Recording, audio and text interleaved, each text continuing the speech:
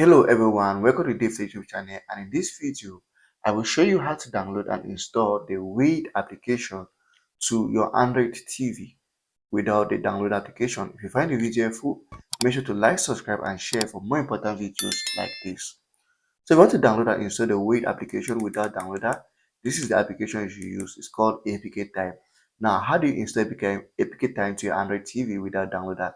It is very simple. In the description of this video, I've added a video that is going to guide you on how to install APK Time. So watch the video and then return over here.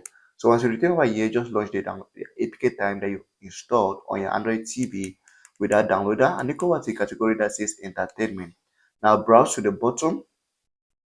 If you browse to the bottom, you're going to see the Weyd application. So here's it over here, and this is download button. So what you have to do, just click on the download button, and the application is going to be downloaded. Once it's done downloading, you can go ahead and click on install, and the application is going to be installed to your Android TV. If you find the video helpful, make sure to like, subscribe, and share for more important videos like this.